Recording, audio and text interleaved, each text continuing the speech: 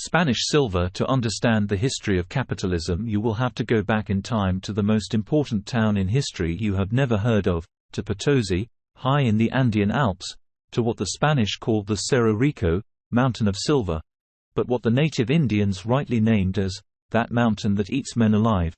The year was 1545, half a century after the arrival of Christopher Columbus in the New World. The conquistadors, Spanish for pillaging barbarians, were discovering their way through the Americas. One loot at a time, and the native tribes were either dying of mysterious illnesses or committing suicide by jumping in front of Spanish muskets. Europeans who came in by the shipload, slowly realizing that they had an entire continent to do as they pleased. The conquistadors never came upon El Dorado, the fabled city of gold, but in 1545 Diego Gualpa, a native Andean, stumbled upon something equally spectacular. A massive mountain not of gold but of silver. Potosi was the biggest silver mine in history, and more than 40,000 tons of silver was mined out of that one mountain over the next few centuries. The amount of silver that flowed out of the Potosi was unprecedented. 60% of the world's silver in the 16th and 17th centuries was generated from this one single mine in South America. At its peak in the 17th century, more than 150,000 slaves and their Spanish masters lived and worked in Potosi, which had a population larger than London or Seville at that time. Thus, on a high mountain 15,000 feet above sea level in the Bolivian Andes was born Villa Imperial La Potosi, the first city of the globalized world. I am rich Potosi, treasure of the world, king of mountains and envy of kings, read the coat of arms of city which was now under the Spanish viceroyalty of Peru. The treasure therefore did not stay in Potosi, but on annual Spanish silver fleets was transported to the mother country of Spain. It is calculated that out of the 4 billion pesos of Potosi silver coins minted over the centuries, about 2.5 billion was siphoned off to Europe, and about $1 billion was sent directly to Asia for the purchase of goods for European consumption. Only about 20% of the silver remained in the Americas. Though most of the silver landed in Spanish ports like Seville, the silver didn't stay for long in Spain. Philip II, the Habsburgs' Emperor of Spain, was also the regent of parts of Italy, the Low Countries and Italy.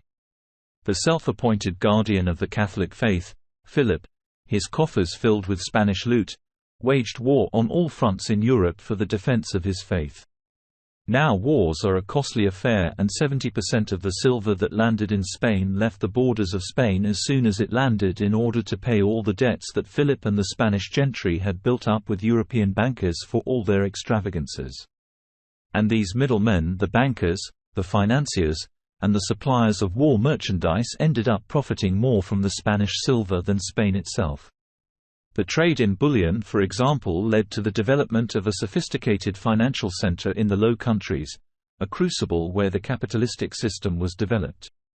Cities like Antwerp and Amsterdam developed, and the Dutch first introduced the idea of the joint stock company and the stock exchange. Concepts later copied and improved upon by the British. But even distant corners of Europe benefited from the Spanish Empire.